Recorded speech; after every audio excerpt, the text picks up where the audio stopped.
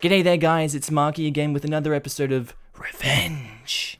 I hope you guys enjoy the content today. Sit back, relax, chuck a like on the video and a prawn on the Barbie, and I'll see you in the next one. I'm just kidding, enjoy the video. Posted by user, Trying Close to My Best. Titled, I'm sorry, who are you? Context. I've, 20 female, been bullied all my life, and have been in recovery for a multitude of things for the past year or so. I go to university in the same city I grew up in, so there's a high chance of me coming across people that went to previous schools or who hurt and bullied me.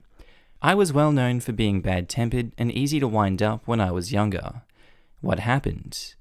I was in the pharmacy waiting to pick up my prescription when someone shouted something at me. I pretended to not hear them and they shouted again. They ended up getting frustrated and tugging on my arm. I twisted around and immediately recognized who it was. A guy, 20 male, who had bullied me for over 10 years. So rather than get angry, I thought I would mess with him and see what happens. He says, "Hi, heard you were in local uni." I say I'm sorry, but I don't know who you are. Do I know you from somewhere? Immediately, he deflated, and it was glorious to see. I had to stop myself from smiling. He says, "It's me, his name, from school. Come on, you know me." Me, with a confused face, acting 100, says, "I'm really sorry, but I don't know you. Did we go swimming together, perhaps?" "No, I don't think so."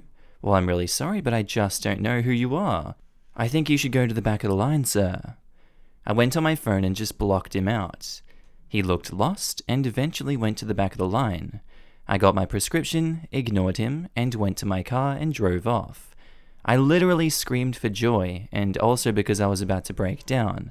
It was a wonderful feeling to see him like that, and to feel like he had nothing against me.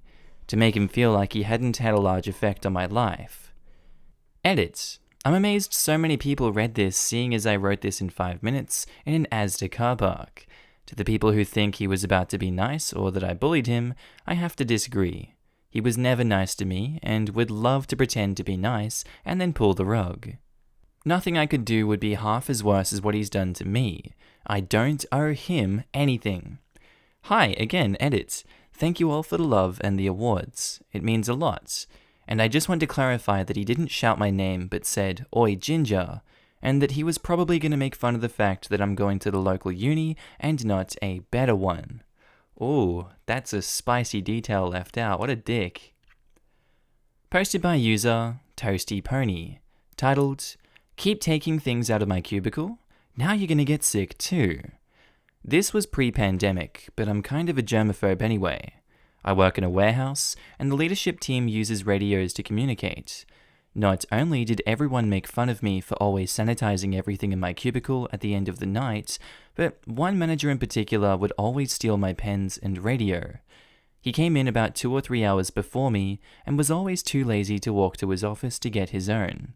I used the label printer to put my name on it, started using really girly colored pens, and even locked my stuff up at the end of the night to no avail.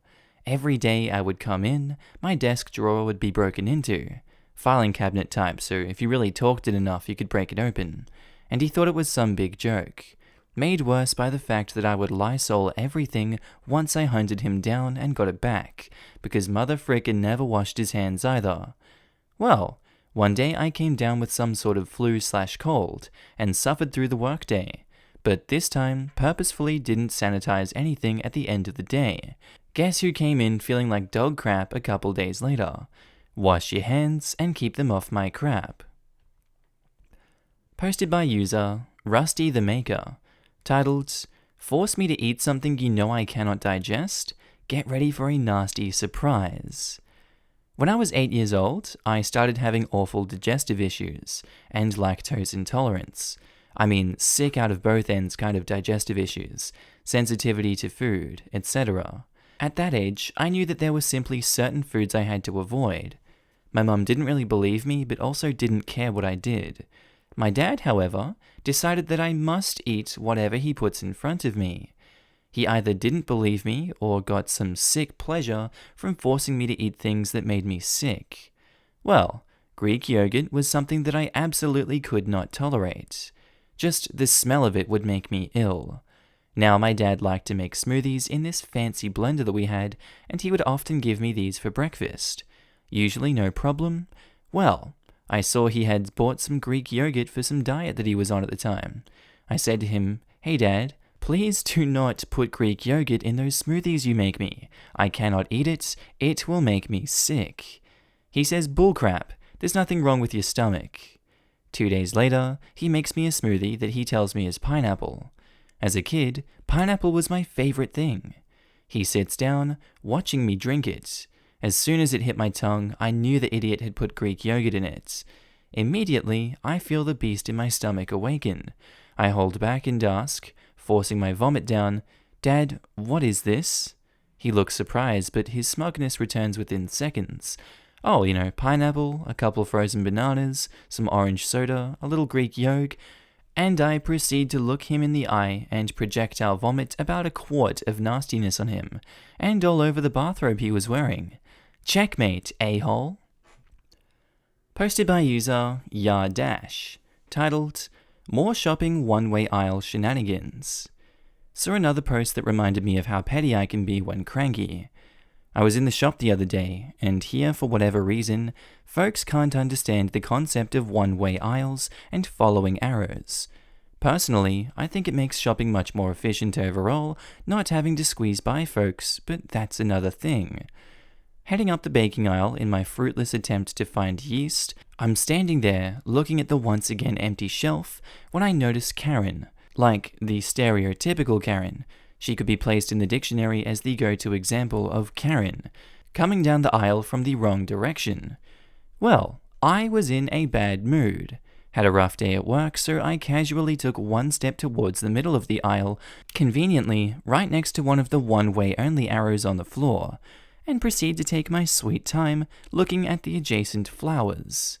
Well, of course, Karen gets to me and I hear a big, Apparently using big girl words was too much. I ignore and continue my examination of the flowers. Another loud, the sound only a true Karen could make. So I turn to face her and stare at her for 5 seconds of silence, look down at the one-way sticker that I was standing next to for another good 5 seconds, followed up with 5 more seconds of Karen stare, and went back to the flowers. This was met with some choice words that, being a gentleman, I shan't repeat, but defeated Karen turned her cart around and sulked away. Sadly, that filled up my Yardash can be a dick to strangers quota for the month, if not year, but it was worth it. Posted by user Malé Michel, titled, "We Don't Share Alcohol in This House." This story takes place a few years back when I came home from university for Christmas holidays to visit my family. I was of legal drinking age at the time as well. To set the scene, it's just my mum and I having dinner at the beginning of our time off. She pours herself a glass of wine from an average bottle. I'm not a wine snob, but she is. I ask for a glass as well to go with dinner, and she declines. Her exact words are, "Oh, we don't share alcohol in this house." Okay, not a problem. I didn't know this rule, and as I'm not a heavy drinker, I didn't see the issue with just having a glass out of her bottle. So, I go on off to the liquor store to grab myself a bottle of drink over the next few days, and lo and behold, I find her favorite bottle of wine. It's Burrowing Owls. The liquor store only has a case of it and limits the number of bottles you can buy. It's a rare find, and I lucked out. I buy the max, which is 2, and hid one, while I bring the second inside. By now, it's evening, and after dinner. My mum is in the living room finishing her wine. I open the bottle and bring both the bottle and glass to the living room. My mum eyes up the bottle and asks for a glass. I look her dead in the eyes and say, "Sorry, Mum, we don't share alcohol in this house." She offers me 2 of her bottles for mine, says I won't know the difference, but I stand firm. We don't share alcohol in this house. So, I force myself to finish the bottle in front of her while she sulks. Christmas morning, after my family has opened up all our gifts, I come out with the second bottle as a gift to my mum. She shared it with me that night. Posted by user UmbraJoke, titled, "You want to invade my space with your car while I wait for a tow truck? Hope you didn't have to rush off." This happened this afternoon. Today was balls hot, and between my car's AC not working and my body's habit of sweating puddles in anything over 70 degrees, my mood was already a bit thin. I was picking up some items from Home Depot and parked halfway in a quarter-full parking lot. Plenty of open spaces around. I haven't gone to the store much in the past few months, so while I was trying to remember the PPE order of operations, I absent-mindedly let my keys slip from my lap to the cup holder. I'm all kitted up and go to get my stuff from the lockers and head back to my car. I start patting my pockets and feel that little ball of fear rolling around the pit of my stomach. I started walking faster, and as I get to my car, I see my keys in the cup holder. I'm standing there, staring through the window while sweating buckets from a 3-minute walk, annoyed, but I contact roadside and get a truck dispatched quickly. As I'm leaning against the front of my car, a van comes down the lane on the opposite row and pulls into the spot right in front of my car. As the driver starts pulling closer to my legs, I shout, "Hold it," and put my hand out.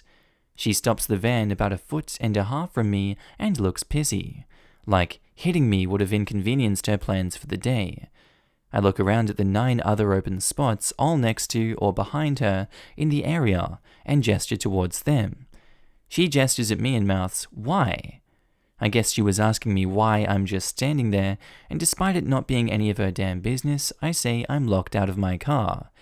She sits in her car for 5 minutes, just adding to the heat around me while I dig around on my phone. Eventually, she gets out, scowls at me, and goes inside. About 20 minutes after she went in, my tow truck shows up, but it's on the lane opposite me. I was feeling a bit petty, so I stopped the guy right behind the van, not thinking anything would come of it. Well, right as he goes to get the tools, van lady comes out of the store. She was lividly muttering to herself as she gets in her car and turns it on. I explain the basics of the situation, and he looks around at all the other still open spots in sheer confusion, when a crap-eating grin comes across his face. He starts opening the door, taking a few extra minutes to make sure he does it right, and then has me sit in his air-conditioned cab while he fills out an order form because his phone was acting up. The dude took probably an extra 10 minutes to do his job, while van lady is stewing in her annoyance. I appreciated the solidarity and threw him a few bucks for the service. He then made sure I got to leave first before rolling out. Dear tow truck guy, you rock. TLDR, van lady gets in my space with plenty of other choices, truck driver wastes her time.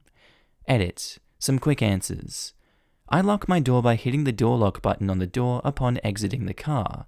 I may start using the key to lock, but I hate that damn confirmation honk that the car gives. I didn't call a tow truck, I contacted my insurance, who contacted a tow company who had a driver dispatched with the door opening tools. In parking lots, there are usually 2 sets of parking spaces, separated by a line. I was parked away from every other car. She decided to park in the space right in front of my car and was driving towards my legs. Not sure how much clearer I can make that. And edit 2, to everyone who commented it's possible to turn off the locking horn, you've just changed my life. Thank you. Posted by user Zakana, titled, I got fired. Employers' lawyers should have done their homework. I did. This happened to me about 20 years ago while in college. I am being deliberately vague because reasons. Background. I got a job basically office sitting on weekends. I showed up at 8 a.m. and every hour I checked over things, handled the occasional phone call, and then left when the 4 p.m. person arrived. Most of the time, I read, watched TV, or played games on my laptop. I probably worked no more 10 minutes of every hour unless something went wrong. It went on like this for years. The pay was decent, holidays were double pay, and I even had opportunities to cover weekday shifts when others were sick. One day, while I was covering the midday shift, my boss asked me to come into his office. He told me that the evening weekday position was going to become available that night. He offered me the position, which I accepted. I was told to punch out and return at 5 p.m. that night. The reason it went down like this should be obvious. Things went okay for a while. I showed up at 4 p.m., did the normal things, and then left at 12 a.m. when my relief arrived. It was a little more work, more call volumes, etc. Then, after 9 months, things started to go south. The daytime person developed a huge attitude problem and went from a nice person to a total Karen. She would complain about everything I did. For example, one time a system jammed up at a remote site and she called them. 5 hours later, I saw the jam was still there, so I called that site again to see if they were still working on it or if something else was wrong, because the woman on our end, who would be the one to help them, was leaving soon. They did have a problem, and so I hooked them up. My reward for making sure the problem got solved and not having to bother an upper-level employee at home on a Friday just after having left work? I got yelled at because Karen complained that I apparently ignored her log entry about the issue. My defense was ignored. The boss had me highlight important things on the log to verify that I had read them. Things plodded on for a while with this new normal.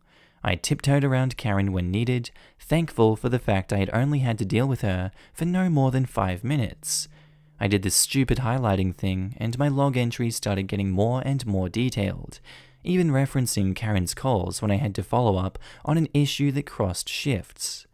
The firing.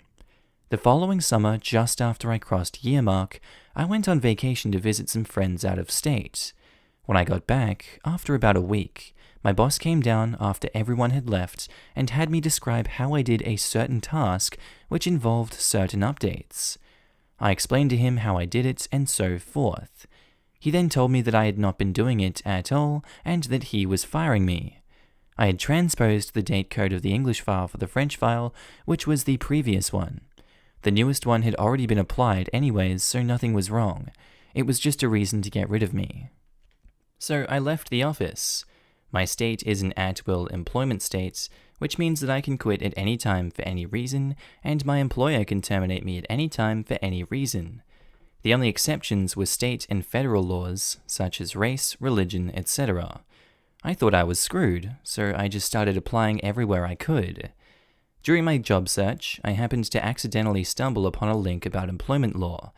Out of curiosity, I read it and discovered that my employer had shot themselves in the foot. In the employee handbook, there was a job security clause. What this stated was that they would never lay us off and such if our jobs were eliminated. We would simply be retained and sent to fill an opening elsewhere in the company. It sounds good, but it resulted in them cooking up reasons to fire people to get around it. But their fancy, high-priced lawyers had missed something. In my state's law, the ones passed by the legislature, I was screwed because of at will. What they neglected was case law, the ones determined by courts. This site cited a case from the state Supreme Court that had ruled that a job security clause waived at will on the employer side, turning it into a just cause relationship. This means that they had to have a real reason to fire me. The revenge. With that in hand, I sought out a lawyer. After my consultation with her, I set about collecting my evidence.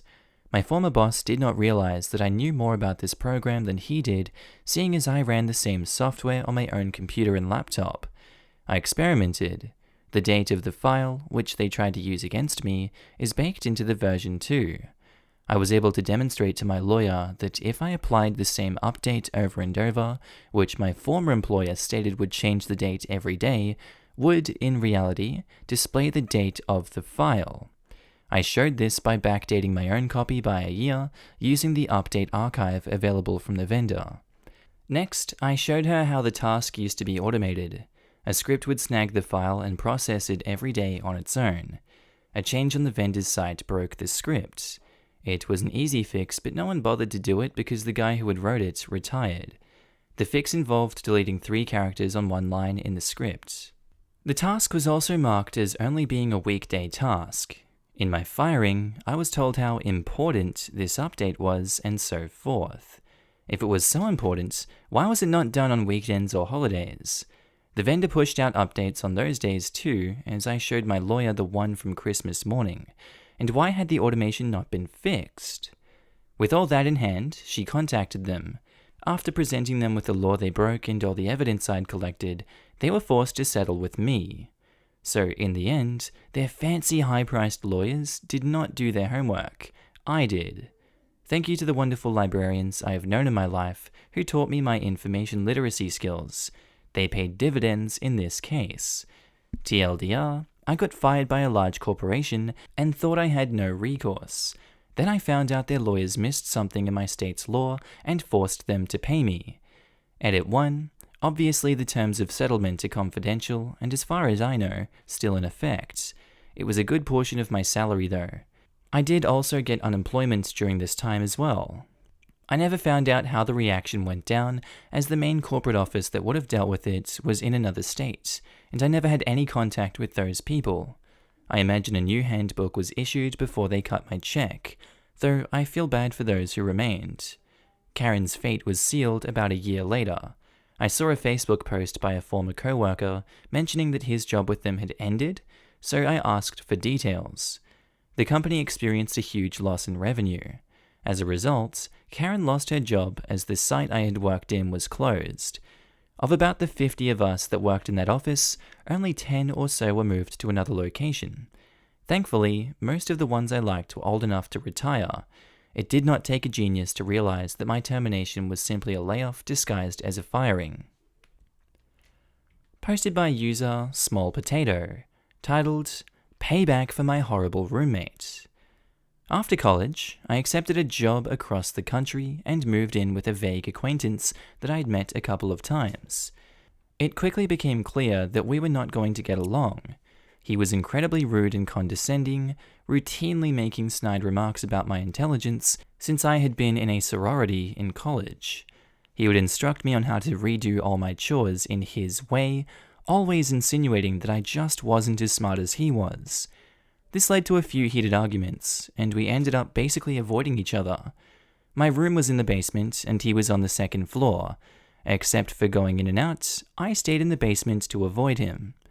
One night, I returned home, and my cat was missing. He is a huge fatty and never misses a meal, so I was immediately worried. I texted the roommate to see if he had let him out by mistake. He ignored me. I looked everywhere in my room and in the common areas. No cat.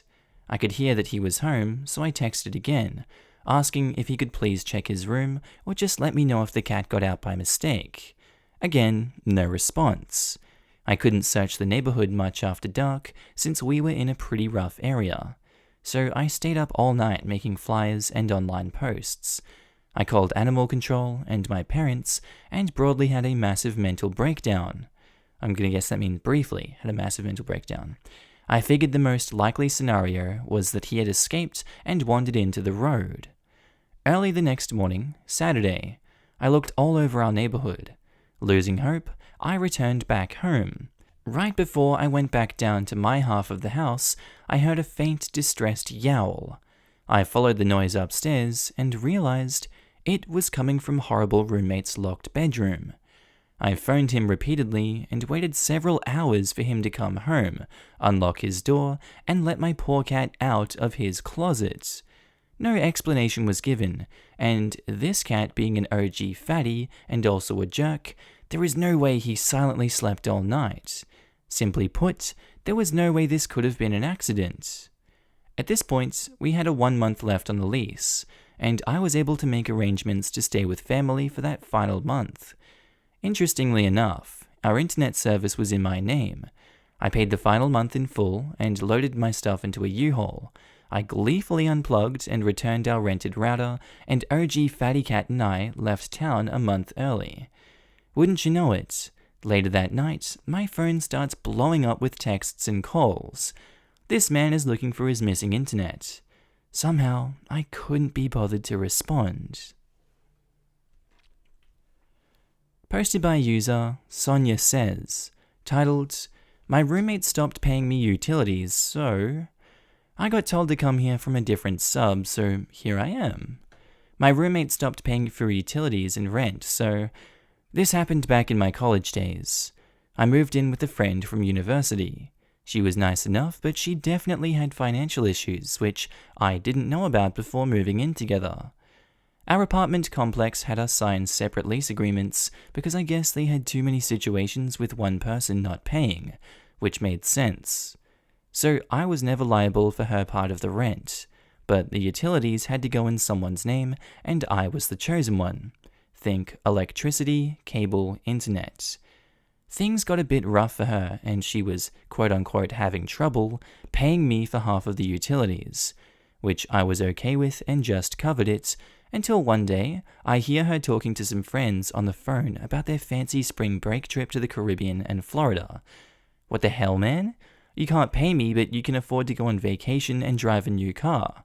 No bueno. I locked her out of the internet. I'm pretty good with computers and things, so I even kept her boyfriend's phone on the Wi-Fi, but locked her devices out of it. And just played dumb. I even got a new router. She spent hours on the phone with the internet people. She got a new phone, which I allowed to work for a few days and then shut out again. Then comes the TV. Parental supervision is great. I knew all the shows she liked to watch and blacklisted them. I barely watched TV anyway, so I didn't care. At some point, I'm talking to the apartment people, and I find out she isn't paying rent either. Again, what the hell? Not cool. Even though it's not my problem, I make it my problem. We had sub-panels for electricity in each apartment, so I screwed with her by randomly turning breakers on and off. She couldn't understand why her hairdryer would work one day and not the next. I just flick a breaker while she was showering. I convinced her that maybe her dryer was too strong for the electrical in the apartment and it was tripping it. So she bought a new fancy hairdryer.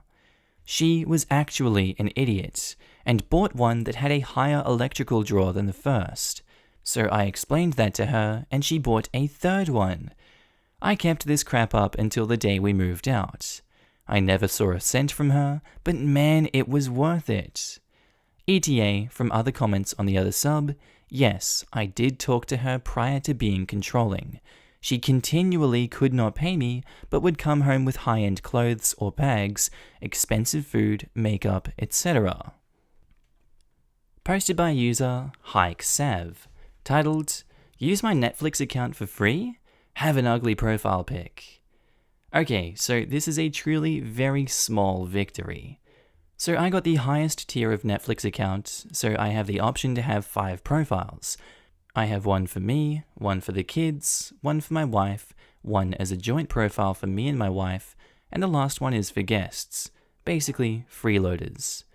One of the things you can do with Netflix is change the avatar of each profile, which I did for each account while leaving the guest account one of the defaults. My sister-in-law, crazy, rude, violent, just a really bad person, got permission from my wife to use the guest account, which I didn't mind as long as she only uses the guest account so she doesn't mess up my viewing stats, and she understands she shares the account with more people. One day, I've noticed that she changed the profile picture of the guest account to some actress from some show she was watching, and for some reason it really annoyed me. So like the mature adult that I am, I've changed the profile picture to some ugly creature from some other show. Such a stupid little victory. If you're going to use my account for free, you will use the ugly profile. Every few weeks she will try to change the pic again, so I know she cares. But I will quickly notice and change it to something even uglier. The last one was the Demogorgon from the Stranger Things. It's really petty and small, but it's fun to imagine her frustration to have to choose some ugly creature as the account she uses. Alright guys, that's all for today's video. I hope you enjoyed this one today. Tell me what you thought of it down in the comments below. If you're not subscribed to the channel, I would love you to subscribe because I love your face and I love seeing you here every single day that you are here in this video. I don't know what else to say today, guys. I hope you enjoyed the content. I do have a second channel that's called Markee 2. Link should be up on the screen somewhere here if you don't have adblock installed. If you don't know where to find the channel, you can go to my main page. Just click on the Markee face and it should be on the right somewhere there, or on channels if you're on phone. Hope you guys have a good one. I'll see you in the next one. Bye.